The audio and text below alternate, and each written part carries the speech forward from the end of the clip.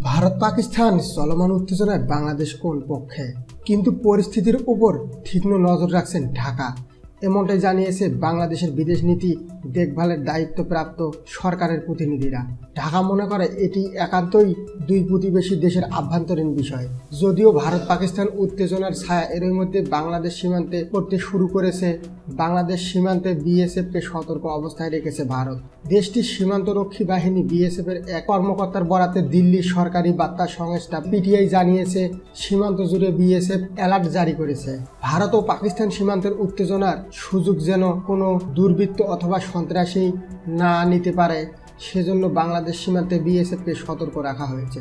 সীমান্তে ভারতের সতর্ক অবস্থানের বিষয়েও ঢাকা কোনো প্রতিক্রিয়া না দেখানোর নীতি নিয়েছে। পররাষ্ট্রমন্ত্রী ডক্টর একে আব্দুল মোমেন ও এ নিয়ে কোনো প্রতিক্রিয়া দিতে রাজি হয়নি। আইসি সম্মেলনে যোগ দিতে আবুধাবির উদ্দেশ্যে ঢাকা ছেড়ে যাওয়ার আগে টেলিফোনে কথা হয় পররাষ্ট্রমন্ত্রীর সঙ্গে। অন্য অনেক বিষয়ে কথা বললেও ভারত পাকিস্তান উত্তেজনার প্রেক্ষিতে বাংলাদেশ সীমান্তে বিএসএফের অ্যালার্ট জারি সংক্রান্ত প্রশ্নে মন্ত্রী মোমেন বলেন, না, এ বিষয়ে কোনো কমেন্ট করব না। ক্ষমতাসীন আওয়ামী লীগের সাধারণ সম্পাদক, সড়ক পরিবহন ও সেতুমন্ত্রী ওবায়দুল কাদেরের অবশ্য ঢাকার বাইরে এক অনুষ্ঠানের সাইডলাইনে গণমাধ্যম প্রতিনিধিদের সঙ্গে আলাপে বলেছেন, বাংলাদেশ শান্তি চায়, শান্তির পক্ষেই ঢাকার অবস্থান। উল্লেখ্য, গত 14 ফেব্রুয়ারি ভারত নিয়ন্ত্রিত জম্মু কাশ্মীরের পুলওয়ামায় সন্ত্রাসী হামলায় ভারতীয় আধা সামরিক বাহিনীর কমপক্ষে 40 সদস্য নিহত হন। বাংলাদেশ ওই ঘটনার নিন্দা জানায়।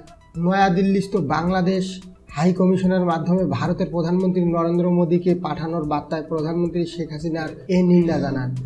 সেখানে তিনি ব্যক্তিগতভাবে এবং বাংলাদেশের জনগণ ও সরকারের পক্ষে গভীর সমবেদনা জানান। ওই হামলাকে কাপুরুষিত বলে বার্তায় উল্লেখ করা হয়। ওই হামলার দায় স্বীকার করে পাকিস্তান ভিত্তিক জঙ্গি গোষ্ঠী জইশ-ই-মুহাম্মদ হামলায় পাকিস্তান সরকারের মদদ থাকার অভিযোগ তোলে ভারত। এ নিয়ে দুই দেশের মধ্যে তীব্র উত্তেজনা চলছে। কাশ্মীরের আকাশসীমা লড়াইয়ে জড়িয়ে পড়েছে ভারত ও পাকিস্তান। বুধবার ভারত পাকিস্তান উভয়ে দাবি করেছে তারা পরস্পরের যুদ্ধবিমান গুলি করে ভূপাতিত করেছে।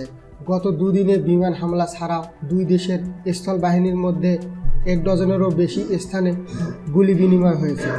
1971 সালে বাংলাদেশের স্বাধীনতা যুদ্ধের পর এরাই প্রথম ভারতীয় যুদ্ধবিমান পাকিস্তানের ভেতরে গিয়ে হামলা চালায়। উদ্ভূত পরিস্থিতিতে যুক্তরাষ্ট্র, চীন সহ বিশ্ব শক্তিগুলো দুই পক্ষেই বিরত থাকার আহ্বান জানাচ্ছে। স্মরণ করা যায়, বাংলাদেশের দুদিনের বন্ধু ভারতের পশ্চিমবঙ্গ রাজ্যের সঙ্গে 2216.7 কিলোমিটার সীমান্ত রয়েছে।